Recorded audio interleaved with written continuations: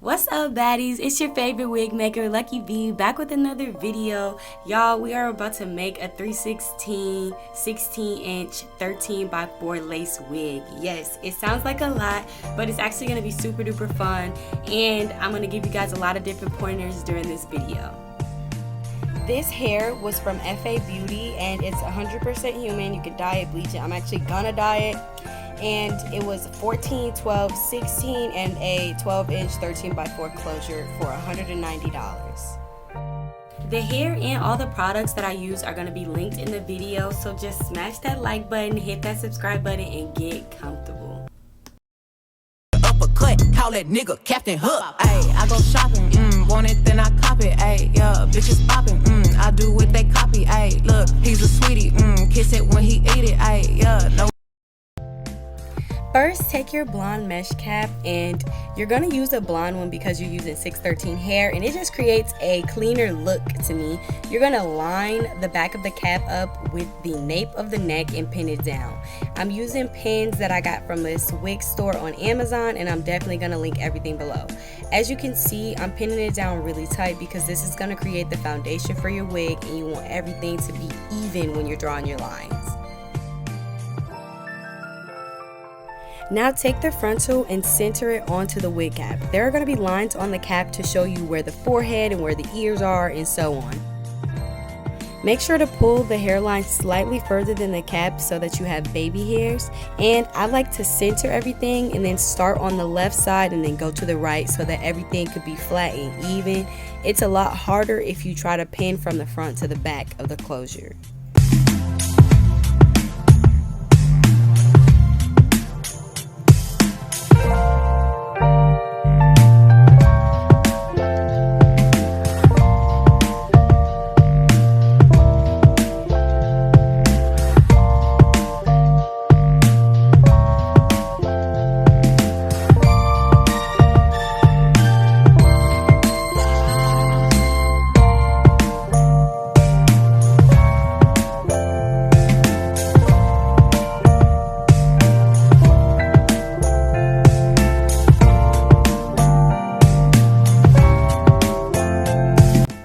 Once I'm done adjusting everything, I'm going to braid the hair up so that it's out the way once I start sewing it on the sewing machine.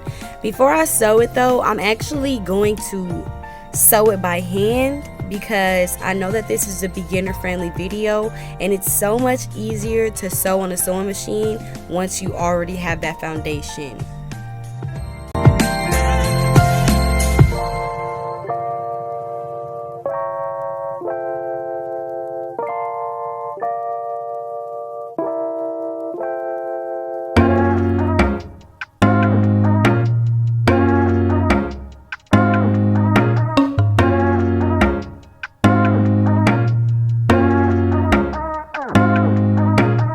So I'm going to take my angled needle and I'm going to go through the cap underneath the frontal and start sewing.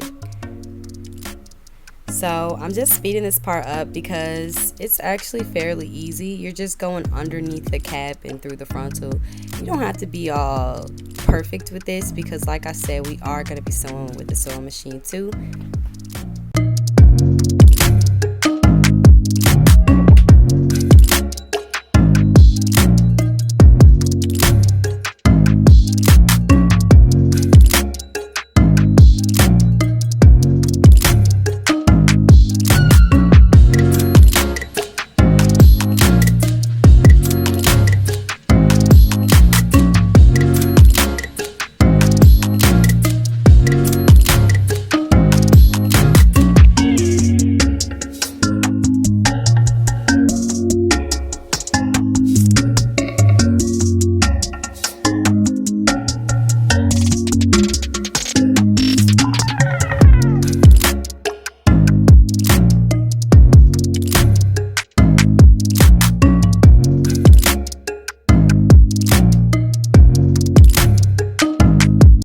Once you get to the end, you're going to wrap the needle around the thread 3 times to make a knot, and then we're going to start making our lines. And to do that, you just need a gold Sharpie or a silver Sharpie, whichever you prefer. If you are a beginner, I highly recommend using measuring tape to make your lines. Now, the lines do not have to be perfect in any way, but just to get those measurements right and to make that wig as full as possible, I love using measuring tape so that I can get a better idea of where I'm putting these lines.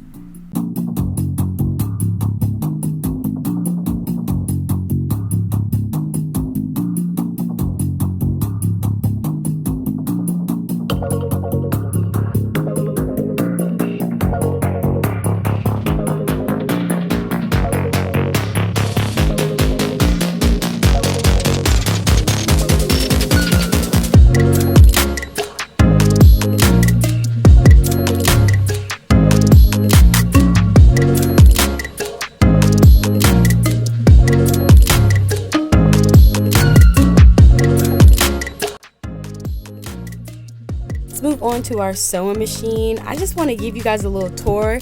So that dial right there that you see on the left is the pressure dial. That's just going to tell you how tight your thread is being held.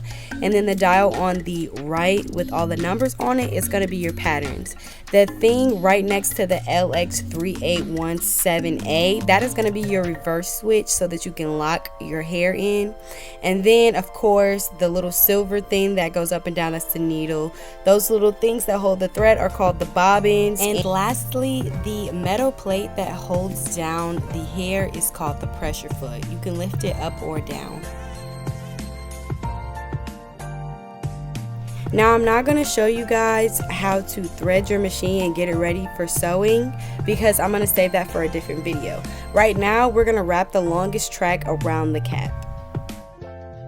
I'm going to slow it down a bit just so I can explain better. I turned the cap inside out and now I'm just aligning it with the needle. I put it on the right side just because I'm left-handed and it's easier for me, but it's all about preference based on which side you want to put it on. Now press the pressure foot down like I just did and then grab your hair and do the same thing. I'm just aligning them up perfectly and keeping them next to each other, not on top of each other. Once you get the hair in place, you're going to press down on the pressure foot and then press down lightly on the foot pedal to start sewing. Now you're going to sew in reverse to lock the hair in. Once that's done and you've built your foundation, now you're just going to sew. This is all about preference. You do not have to sew extremely fast and you don't have to go extremely slow. Now you're just holding the hair in place as you sew to guide the hair into the right direction. You're not pulling the hair or pushing the hair because once you do that, the machine could potentially de-thread and that'll be a long process of you having to fix that. Continue sewing until you reach the other side of the frontal, and then you're going to use that latch that I showed you earlier to reverse and lock the hair in again. This keeps the track from unfolding or unthreading, and it keeps the hair really tight and secure. As you can see, I reversed it a couple times just to lock the hair in and make sure nothing unthreaded. You're going to do that same exact method when you're actually sewing the tracks onto the cap, but before that we're going to double the wefts. So we're doing the same thing that we did before, lining everything up with the needle, holding that thread as we sew to make sure nothing unthreads, and then reversing it to lock the tracks in. Right now I'm doing the same exact thing that I did earlier. I'm just grabbing that thread to make sure nothing moves and holding the hair in place. I'm not pulling or pushing the hair despite what it might look like, because if I were to do that, the machine itself would de-thread. So just keep your hand steady and always be holding the hair. Take your time with this. And like I said, this is the same way you're going to sew the tracks onto the cap. So if you know how to do this, then you basically mastered sewing. At this point, you just have to take your time with it and learn at your pace. It's not a race. We're not trying to get to the finish line. We're just sewing the tracks together. So take your time.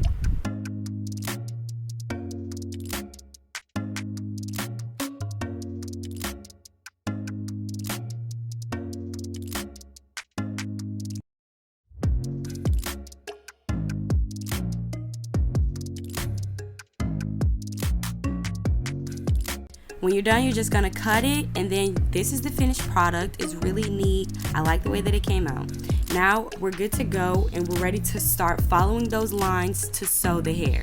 you're gonna just line those double weft tracks up with the pressure foot, put them directly on top of that line, press down, make sure you're holding those strings so nothing de-threads, and then start slowly. Reverse like I showed you guys, and you'll be good to go.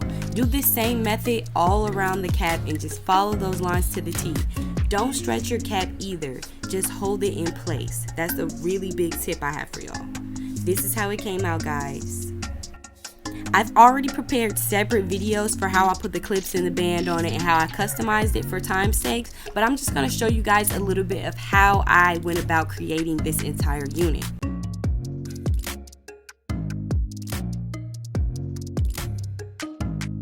So my client actually wanted dark roots, so that's what I'm doing here. Like I said, I have a separate video of how I actually achieved this look, but this is just the short version of it, just so I'm not skipping straight to a dye wig and y'all like, how'd she do that with?